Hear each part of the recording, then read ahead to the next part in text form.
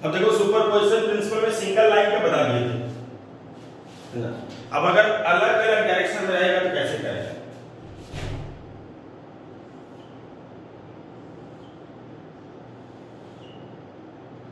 जैसे एक चार्ज यहां पर है Q, एक चार्ज यहां पर है Q और एक चार्ज यहां पर है Q, तीन चार्ज है। एक इक्विलैटरल ट्रायंगल दे दिया गया है, उसके तीनों कॉर्नर पर एक एक चार्ज है।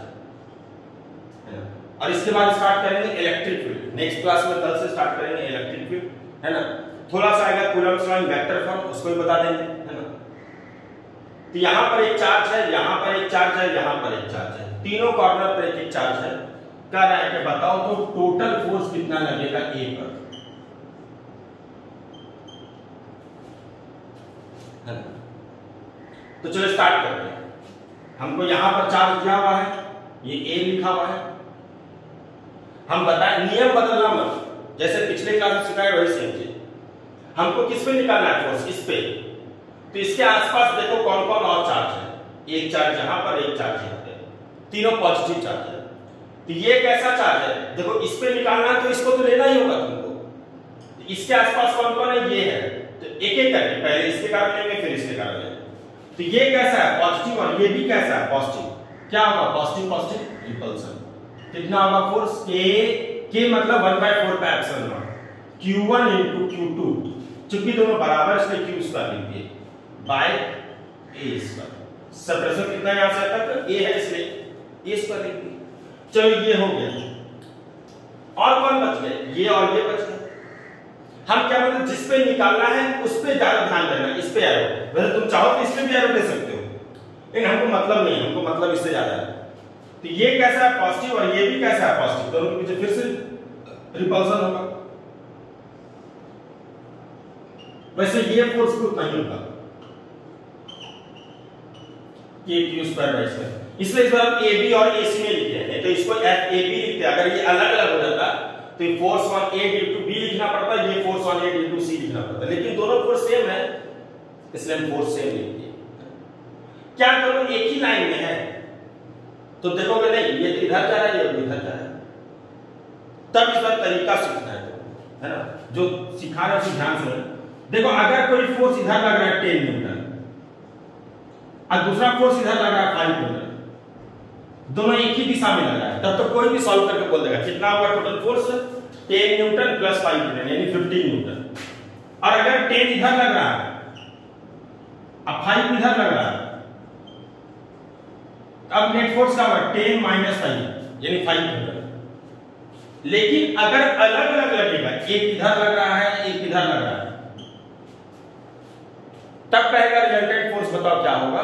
तो यहां पे सिंपल वेक्टर का नियम चलेगा, क्योंकि फोर्स क्या होता है? वेक्टर होता है। जैसे फॉर एग्जांपल कहेगा ये एक ब्लॉक है, इस पे एक लड़का लगा रहा है इधर फोर्स कितना? 3 न्यूटन, और एक लड़का लगा रहा है इधर कितना? 4 न्यूटन। तो देखो तो अगर इस ब्लॉक पे एक लड़का इधर लगा रहा है तो ये तो चाहेगा कि उधर लेके जाए, और ये जो 4 न्यूटन लगा रहा है ये तो चाहेगा ऊपर लेके जाए। अगर सिर्फ ये होता तब तो ऊपर चला जाता, अगर सिर्फ ये होता तब तो इधर चला जाता, लेकिन दोनों रहेगा तो क्या होगा? तो ये चाहेगा कि इधर लेके जाए, ये चाहेगा ऊपर लेके जाए, तो ना इधर जाएगा और ना इधर जाएगा, जाएगा किधर? बीच में। इसी को तुम बोलते थे वेक्टर में रिजल्टेंट, है ना। तो क्या होगा रिजल्टेंट फोर्स? तो होगा √3² प्लस 4² यानी 5। तो ना इधर जाएगा ना इधर जाएगा, रिजल्टेंट क्या होगा? √3² प्लस 4²। कैसे किए ये √3² प्लस 4²? तो वेक्टर का नियम कहता है कि रिजल्टेंट यानी टोटल, अगर किसी भी दो वेक्टर के बीच का एंगल अगर थीटा होगा तो रिजल्टेंट का फार्मूला ये होता था, क्या होता? a² plus b² plus 2ab cos थीटा, where theta is the angle between a and b। और अगर थीटा 90 डिग्री हो जाएगा तो तब रिजल्टेंट का फार्मूला हो जाएगा √a² plus b² plus 2ab cos 90, और cos 90 0 होता है तो ये वाला टर्म तो 0 हो गया, तो रिजल्टेंट क्या हो गया? √a² plus b²। यानी अगर किसी भी दो वेक्टर के बीच का एंगल अगर 90 हो गया तो रिजल्टेंट का फार्मूला √a² प्लस b² होता है। इसी कॉन्सेप्ट को हम ज्यादातर यूज करेंगे, है? तो तुम देखिए क्या इधर लग रहा है 3 न्यूटन, इधर लग रहा है कितना 4 न्यूटन, यानी एक तरह से ये हो गया A और ये हो गया एक तरह से B, दोनों के बीच का एंगल कितना है 90 डिग्री, तो रिजल्टेंट क्या होगा √a² प्लस, तो ना ये इधर जाएगा ना इधर जाएगा, तो रिजल्टेंट क्या होगा 3² प्लस 4² हो गया। यही कॉन्सेप्ट है। तो अगर किसी भी दो वेक्टर के बीच का एंगल अगर 90 हो जाता है तो हमारे लिए कैलकुलेशन जो होता है बहुत आसान हो जाता है। अब हम लोग इसी स्टेप का यूज यहां पर करेंगे, है ना। हमसे पूछा गया कि बताओ इस चार्ज पर कितना फोर्स लगेगा, इस चार्ज पर। हम क्या किए, इसके आसपास कौन कौन है, ये है और ये है, 1 बाय 1 पहले इसके कारण किधर है, इधर है, फिर इसके और इसके कारण किधर है, इधर है। क्या दोनों एक लाइन में है? अगर दोनों एक लाइन में नहीं है तो तुमको सबसे अच्छा तरीका क्या होता है कि जहां पर निकालना है, आखिर ये किधर जाएगा, ये वाला चार्ज किधर जाएगा, तो तुम सबसे पहला काम करो यहां पर एक्स एक्सिस और वाई एक्सिस बना दो, सबसे अच्छा तरीका,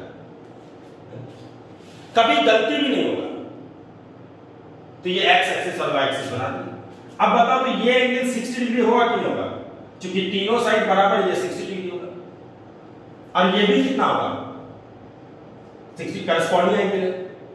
तो ये अगर f है तो इस तरफ कितना हो गया f cos 60 और इस तरफ कितना हो जाएगा f sin 60। And component break करने आता है, ये f जिधर एंगल होता है उधर क्या होता है cos, इधर क्या हो गया f cos 60 और इधर क्या हो जाएगा f sin 60। ओके, ऐसे इसको भी तोड़ दो, ये एंगल कितना हो गया 60, तो ये एंगल भी कितना होगा 60, तो ये f है, इधर कितना हो जाएगा f cos 60, इधर कितना हो जाएगा f sin 60। तो इसको भी तोड़ दिए, f cos 60 f sin 60।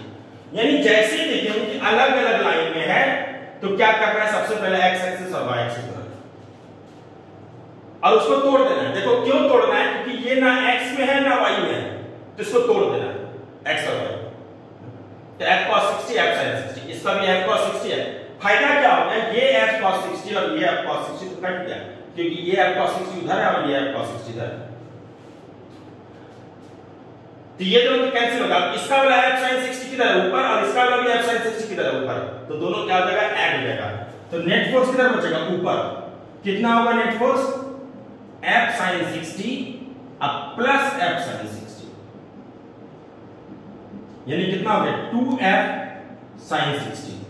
अच्छा f के जगह कितना लिख दोगे, दोनों f तो बराबर ही है, k⁴ a², और sin 60 कितना लिख दोगे √3/2, 2 कट गया तो कितना हो गया आंसर √3k⁴ a²। यानी रिजल्टेंट फोर्स क्या होगा, ये हो जाएगा। और अगर तुमसे पूछा जाए कि बताओ डायरेक्शन किधर होगा, किधर जाएगा ये चार्ज, इधर जाएगा या इधर जाएगा, किधर जाएगा, तो जैसे देखोगे कि तीनों चार्ज अगर तीनों कॉर्नर पर है तो रिजल्टेंट जो होगा वो किधर बचा, f cos 60 f sin 60, f cos 60 f sin, तो ये और ये तो कट गया, ये भी जा रहा है इधर और ये भी इधर हो गया, तो नेट फोर्स किधर आया, ऊपर आया। इसका मतलब ये चार्ज ना इधर जाएगा ना इधर जाएगा ना इधर जाएगा ना इधर जाएगा, किधर जाएगा, ऊपर जाएगा, तो नेट फोर्स क्या होगा इतना। तो डायरेक्शन क्या हो जाएगा, परपेंडिकुलर, ये जो BC लाइन है इसके सीधा सीधा, तो बोलते हैं डायरेक्शन क्या हो गया, परपेंडिकुलर टू BC, यानी BC के ठीक क्या हो गया 90 डिग्री। एक दो और करने से क्लियर हो जाएगा। हम क्या बोल रहे हैं, अगर एक लाइन में रहेगा फोर्स तब तो कोई दिमाग ही नहीं लगाना, एकदम आराम से जैसे प्रीवियस क्लास में किए थे सीधा प्लस माइनस कर रहे हैं। लेकिन अगर अलग अलग एंगल में रहेगा तो तुमको क्या करना है, जहां पर फोर्स निकालना है, जहां पर रिजल्टेंट निकालना है, वहां पर एक्स एक्सिस और वाई एक्सिस ड्रॉ कर दो और अब स्मूथली सॉल्व कर दो।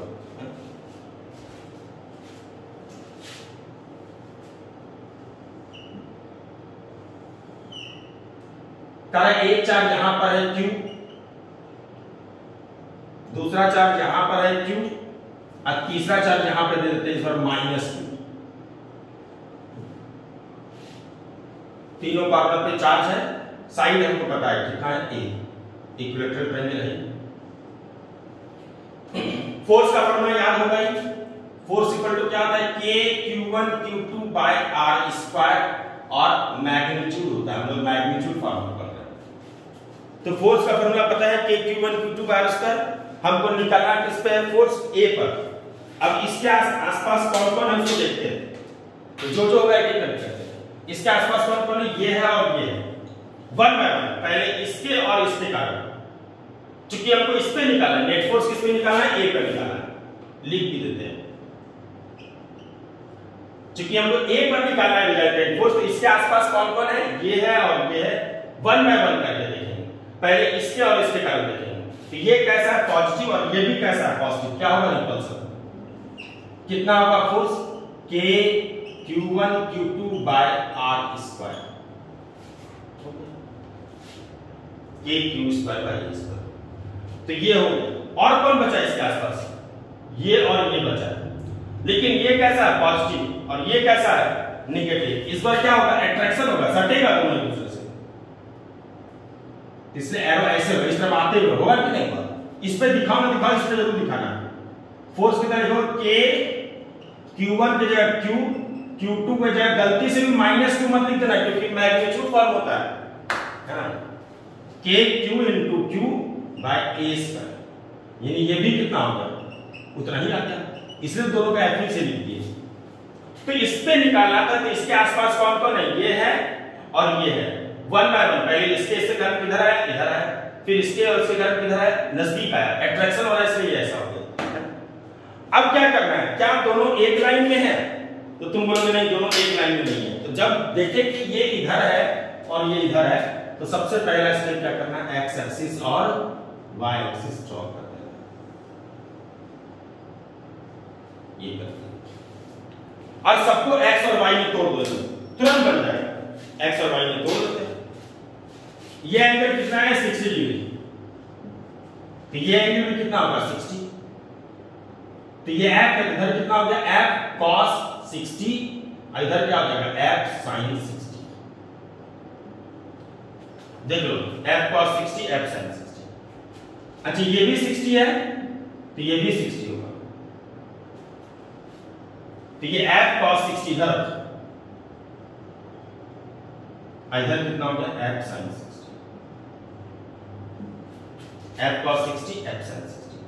तो देख लो इसके कारण इधर आया था, इसके कारण इधर आया था, f cos 60 f sin 60। इसका जिधर एंगल उधर cos f cos 60 और f sin 60, हर्ष में उसके बीच में होता है, कंपोनेंट के बीच में रिलेटेड। तो ये देखो तो इस बार f sin 60 और f sin 60 कट गया, लेकिन इसका वाला भी f cos 60 इधर है और इसका वाला भी f cos 60, दोनों तो एक ही दिशा में हो गया, तो रिजल्टेंट क्या हो गया, तो इसका भी f cos 60 इधर हो गया और दूसरे वाला का भी f cos 60 इधर हो गया, तो दोनों तो एक ही दिशा में हो गया A पर। तो नेट फोर्स क्या हो जाएगा 2f cos 60। अच्छा f की जगह कितना लिखोगे, दोनों f तो बराबर ही है, क्या लिखो k q square bye a square, और cos 60 कितना लिखोगे, हाँ तो ये 2 2 चला गया, तो रिजल्टेंट क्या हो गया k q square bye a square. और इस बार अगर कहेगा बताओ क्या है डायरेक्शन, तो पिछले बार था परपेंडिकुलर, इस बार हो गया पैरेलल टू BC, ये हो गया डायरेक्शन इसका, यानी BC के क्या हो जाएगा पैरेलल हो जाएगा। इस तरह से कैलकुलेशन करने में तुमको क्या होगा आसान होगा।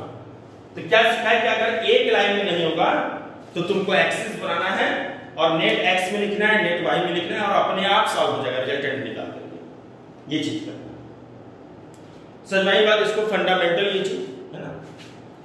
ऐसी कई तरह आएगा, इसमें अलग अलग चार्ज आएगा, अलग अलग आएगा है ना, डिस्टेंस अलग अलग हो जाएगा। अब आता है इसे वेक्टर फॉर्म है ना, तो नेक्स्ट करेंगे है ना, वेक्टर फॉर्म कल ही करेंगे।